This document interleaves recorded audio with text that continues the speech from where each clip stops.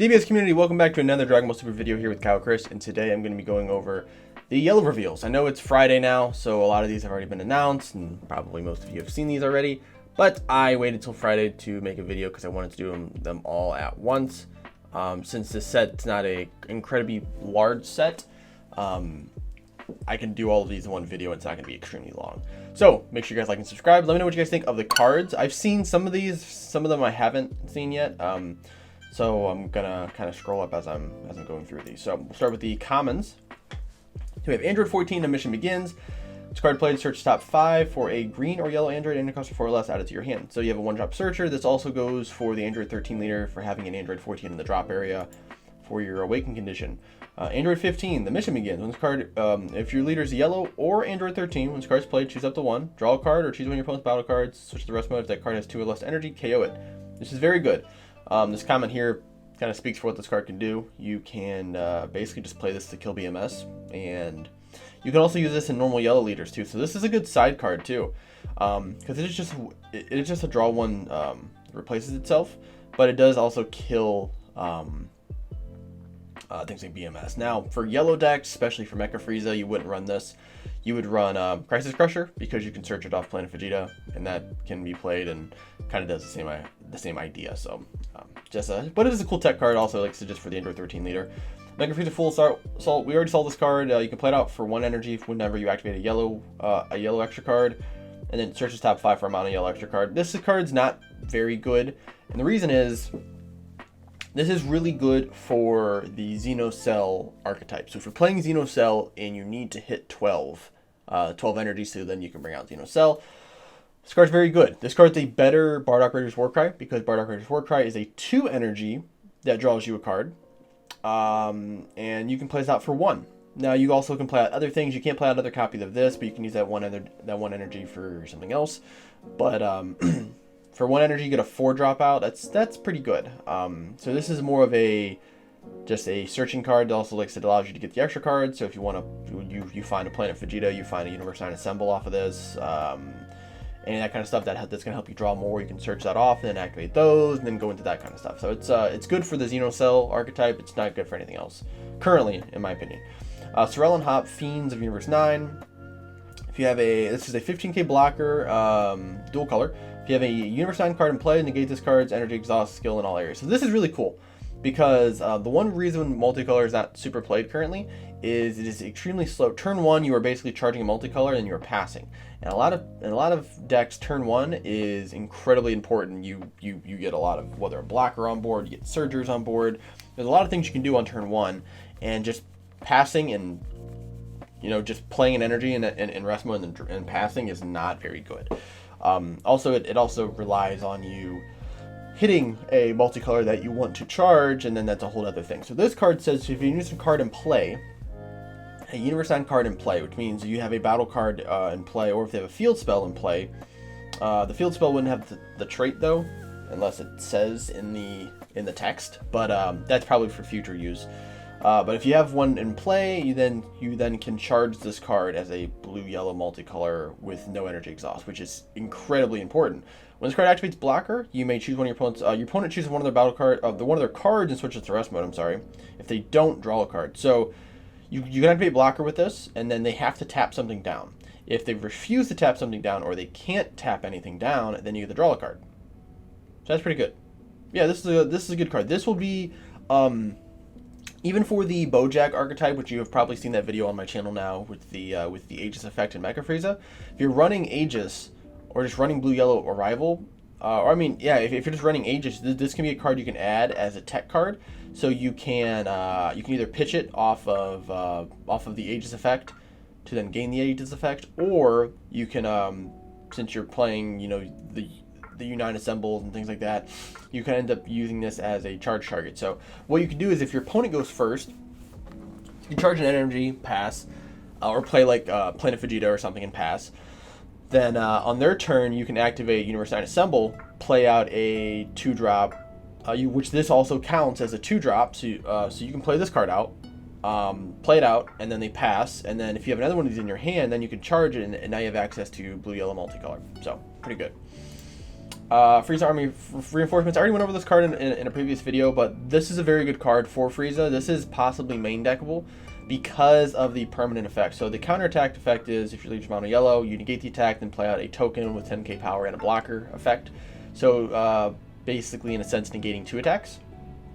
If your life is at 5 or less, you can activate this card by taking 1 life instead. So normally this would be a 2-drop, or in Mecha Frieza on your unawakened side, this would be a 1-drop, take a life, which is not very good. However, in Mecha Frieza, when you're at 5 life, you want to get to 4 life as quick as possible, so then you can flip and then you have access to all of your free extra cards. So with this, you have the ability to basically just take 1 life at 5 life, take this ability, and then play out a blocker and negate. So this is really good. I think this should be a must-of in maybe not a must-of in every format for Mecha Frieza currently. But this is a card you should look at as a main deckable negate just because it allows you to self-awaken. This is a better time magic, as this guy says here. This is 100% a better time magic for mainly Mecha Frieza. Any other deck, not as good. But for Mecha Frieza, this is definitely better. This is one of the reprints. Search top 3 for a Frieza army, 2 or less. It's cards I've never found use for this card. So they print better, smaller Frieza cards. Zarbon, it's another reprint. It's unfortunate because I already bought a full playset of these. Frieza's Call, we have, it's like the 3rd or 4th reprint of this card. Nimbus, this is a very good reprint. This card's sitting about $1.30, $1.40 when I was making this video. So this is a good one just to have. It would be very cool if they get full arts. If these cards get full arts, collect the full arts. Because Senzu Bean's also getting one too. So if Senzu Bean, the hidden potential, double strike Kai, Senzu Bean, if they actually get full art reprints, those are gonna be worth some money someday. So collect those. This makes me mad because I want Goku Lineage support, and I don't think this is a card we need to have reprinted. Android 14 Sodic Fist. This is very good for the Android 13 deck. This came out of set 9, which is Universal Onslaught. It was a random set that just gave this card and another 15 card as support for Android 13. It was really weird. But this card is very good. You get to pitch it from your hand with a 15. Take up to 2 life, draw a card, and then your opponent pitches a card from their hand. So even if when you're playing the new yellow leader, you have some hand destruction in there and also self-awakening, which is very good. Shrewd of Dangers, Mark of the Wolves. This card I've never liked because it only hits blue. Now you can play the new blocker off of this. But I wish this card said play up to 2 Universe 9 cards with energy costs of 4 or less and different names from your deck. Because if it said 4, the SR from the draft box, the guy who has deflect, barrier, and blocker would be very useful then, because then you can play him out. But yeah, this is just not a and the play with their skills negated, so it's blah. It's basically a True to Danger card that you play so you can instantly get 12 to play Xenocell. Actually, you can't because it's blue. Yeah, this is a terrible card. it's so bad. All right, so those are all the commons. I'm really feeling the Sorrel and Hop card. Obviously, this card as well. None of the reprints outside of the Flying Nimbus I feel like are value. Everything else is kind of, this card's okay, but everything else is just kind of trash. At least for the reprints. All the new cards are helpful. This card, like I said, only for Xenocell. This and this will be must in Android 13. Alright, so we go to the uncommons. We have a 5-drop Kaioken Sengoku, a heavy toll. Double strike, swaps into High Mastery. Switch up to one of your Goku Lineage leader cards to active mode, then negate the skill for the turn. Okay. So this works with the starter deck guy, the SS4 Goku, who has like double strike or something. So I heard something that there was supposed to be a new Goku Lineage leader announced as a promo leader. I don't know if that's true or not. I don't even know where I saw that. But if that's the truth, then the Goku line gets a lot more support and actually be relevant. The 2 leaders currently are not great. I don't think there's a reason to play either one of them. The Legacy Bearer is okay. But it's not great though. I wouldn't play him. And then the SS4 guy, I'm just not a big fan of getting my life down that low for a yellow deck that's not Mecha Frieza. So this card's okay. It has no defensive anything. Hopefully we have a way of, I don't know why you would swap into a 5-drop. So yeah, I don't know. SS Bardock Never-Ending Vengeance. Oh, cool. We have Bardock support. If you have a Bardock-Ku card in play, reduce the combo cost of the card in your hand by 1, so allows you to arrival for free. It's a 5-drop though. That's a lot. Activate main for 1 blue, 1 colorless. If your leader is a Bardock-Ku, choose up to 1 towards Red Armband or Assault of the Great Apes in your hand. Activate it, then negate the skill for the turn.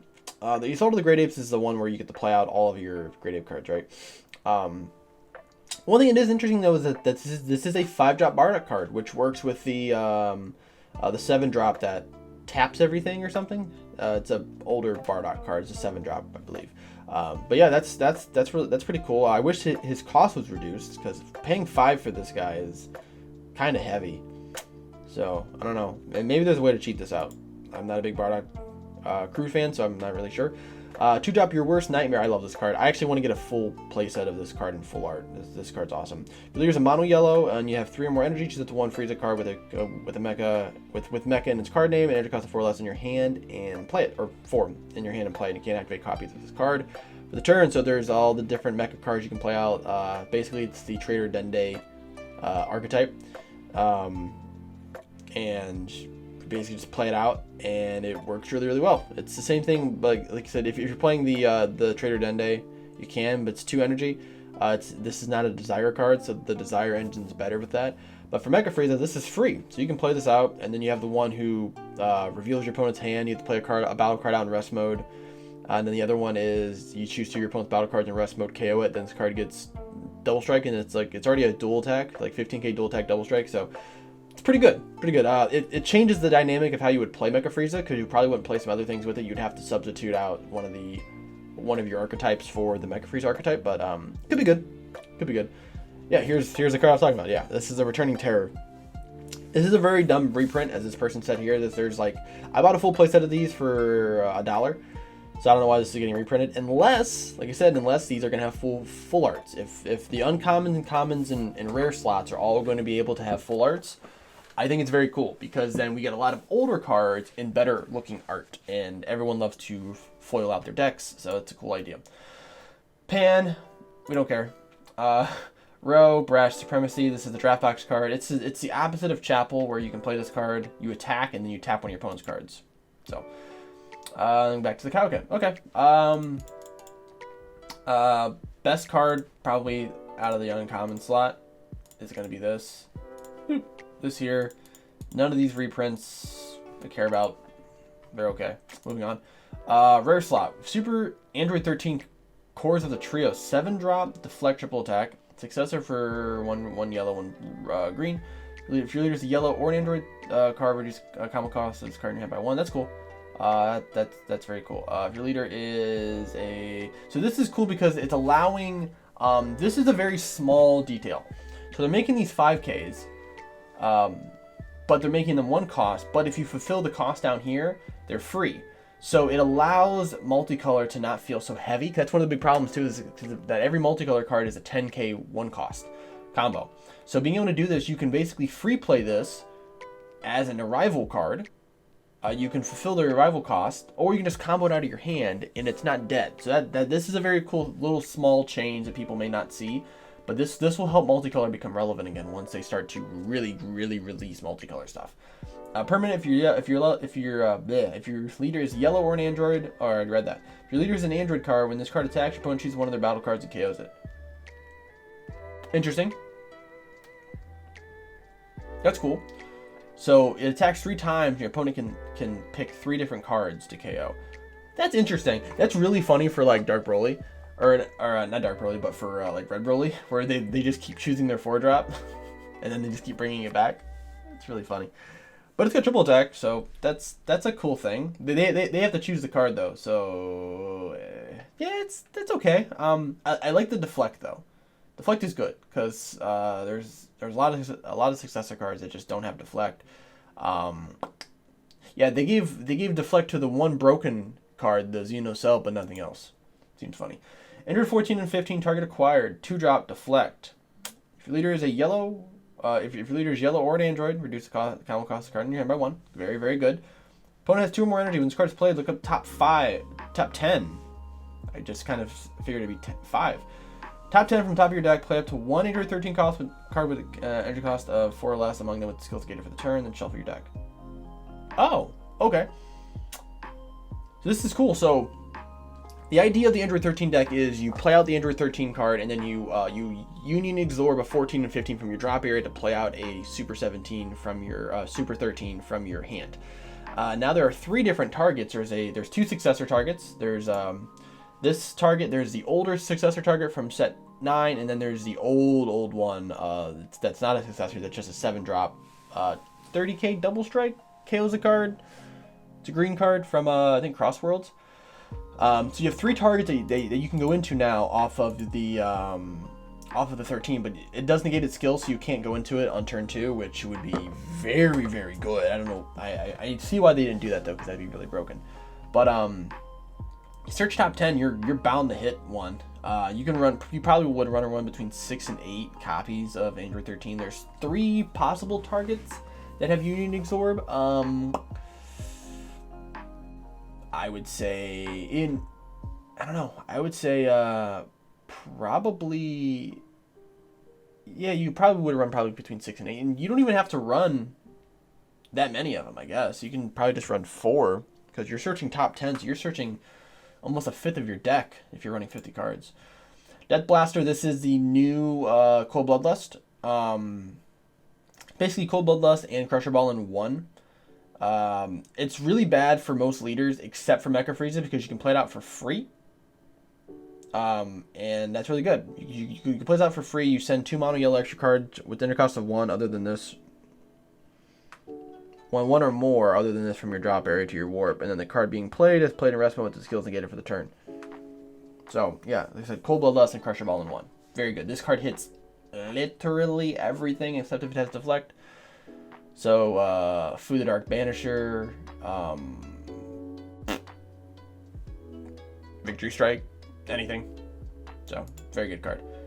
Bardock Father and Son. So this card, I put in the group chat. We were talking about this because I saw this card was getting reprinted forever ago. This card's sitting at, I want to say $20 something. I'm actually gonna check while I'm on here. We're gonna go on here and search real quick. So Bardock,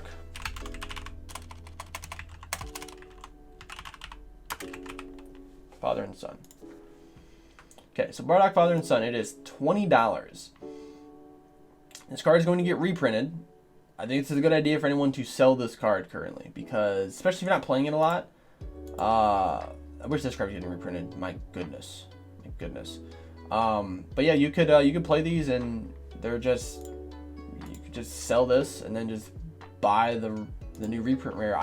We don't know what the pull rates are yet, which has me a little concerned because I really want to see the pull rates. Yeah, I think this is a good reprint. This is a really needed reprint for the rare slot, I suppose. The Goku would have been nice too, but the Bardock's fine for now. I'm sure they'll end up reprinting that one in the future. Universe Iron Symbol, another very good reprint. Again, I believe rares are going to be included in the parallel foil full arts, hopefully, because this card would be awesome full art. But yeah, this is good. This is why I stopped myself from buying a 4th one, because I'm just gonna get one out of one of these boxes more than likely. And if I don't, the price is gonna drop really far down. So you gotta think like a card like Protector of the People, which was a Draftbox 5 card.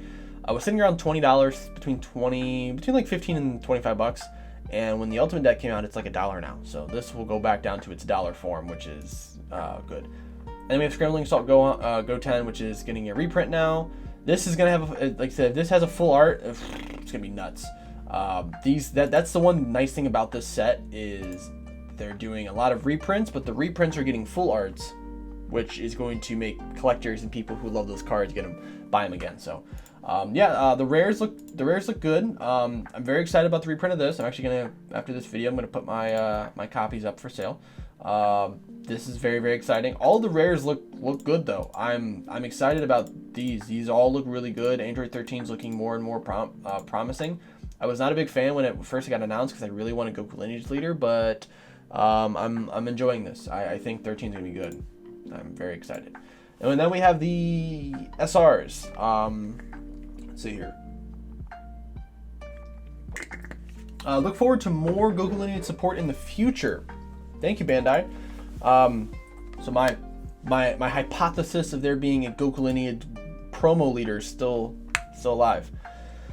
So we have 4-drop SS3 Son Goku even further beyond. Okay.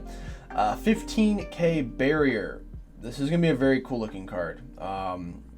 Has barrier, swaps into a 5-drop. Okay.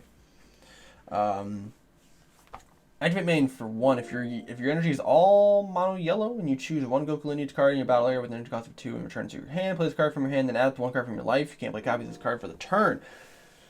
That's pretty good. So, now we just need a leader that plays out 2 drops for free. Bandai. That'd be really cool if we got a Goku Lineage leader where you can swing, take a life, and play out a 2-drop or less Goku Lineage, basically like Jiren, how the new Jiren or set 9 Jiren is. It would allow you to play out Goten for free, swing a Goten, draw a card off of Goten, and then tap 1, return Goten to your hand, and play this card out, and then take a life. That's really good. That is really, really good, and that's why we need a new leader. So hopefully Bandai will release a leader.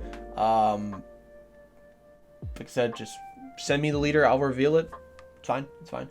But I'm interested why we're going into 5 drops. Are we trying to take an extra step to get to High to Mastery? Because let's face it, everybody just wants Path to Greatness support. People just want to be able to go in the Path to Greatness earlier, because that's the better way of going into High to Mastery. But if the archetype is good, if it's a good archetype where we can go into other things, I mean, that'd be fine.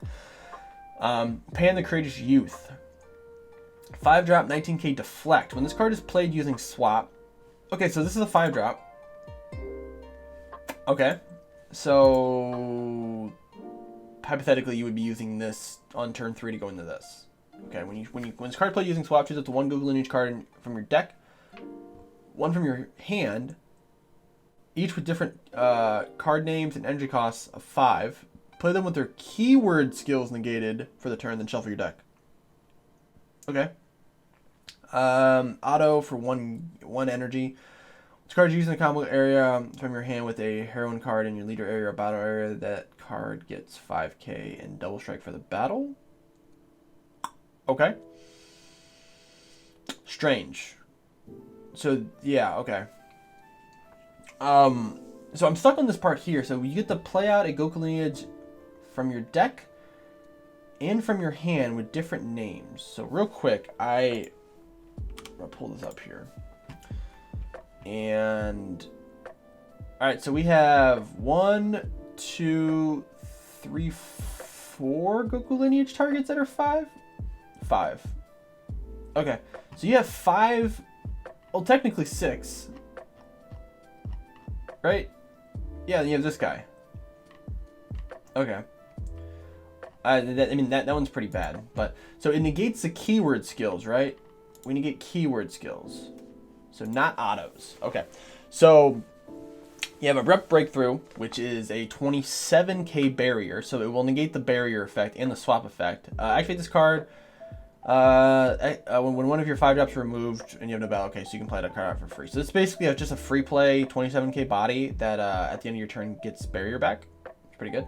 At the Apex, Son Goku, barrier and double strike, so it has both of those removed. When this card is played, if your leader card is a Goku Lineage, choose up to 1 of your opponent's battle cards and KO it. Okay, but your leader needs to be Goku Lineage, so you can't play this with anything else other than Goku Lineage, so that's kind of trash. When this card is played, choose up to 1 of your opponent's battle cards, KO it. If the card's in rest mode, draw a card. That's pretty good. Doesn't need Goku Lineage.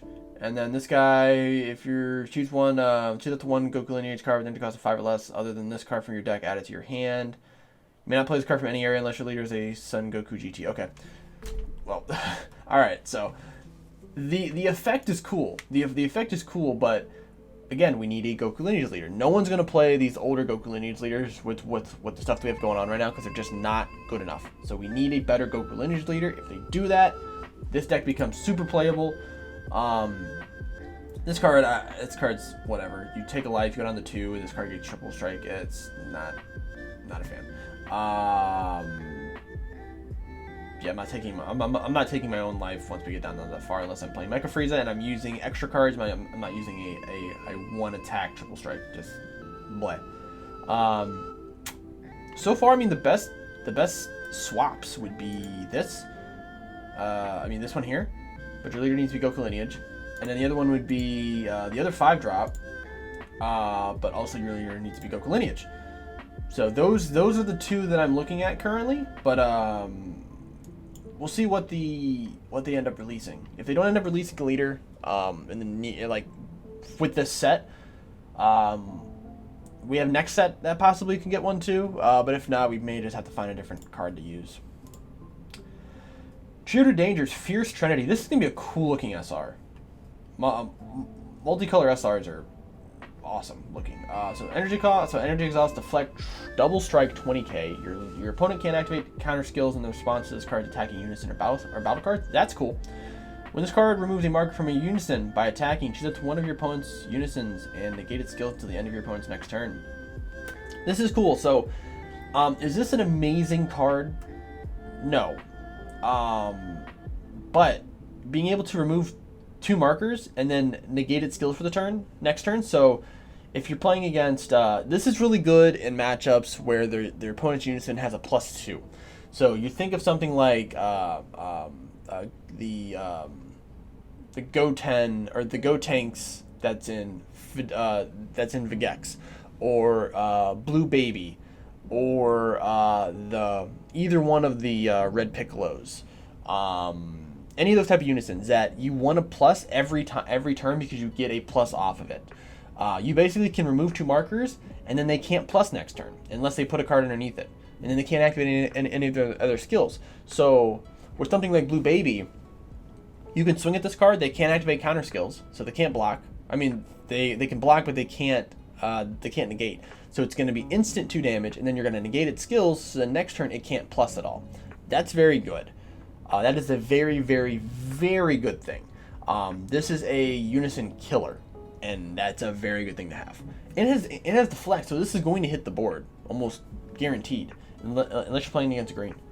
Activate main, 1 blue, 1 yellow. If your opponent has 2 or more energy, and you have a total of 2 or more blue and or yellow battle cards in play, play the card from your hand. So you can play this out for 2 energy. That's pretty powerful. And you have to play it out for 1 blue, 1 yellow, so you do have to charge multicolor. You can play this out on turn 2, and you have to have 2 or more blue and or yellow battle cards in play. So yeah, you have to be able to get some battle cards in play. Now, the Bergamo engine allows you to play out a lot of the stuff for free, so it's probably a good card to use in that. But this could be a good side card in some other blue-yellow decks. Then we have Android 13, The Mission Begins. It's a 4-drop, double strike, unique arrival for green. At the start of your opponent's turn, they choose 2 of their battle cards and KO them. At the start of your opponent's turn, they choose 2 of their battle cards and KO them. This is an auto, so this is the start of every one of your opponent's turn. This is annoying. I don't know if it's more good than it is annoying, because they have to choose 2. They can't choose barrier. Well, they technically can. Technically, they could, because barrier is we can't choose, but the effect's on the player. So the player actually could choose if they have 2 battle cards on the field. They can choose their barrier card, I believe, because the effect of this is on the player, not on the card.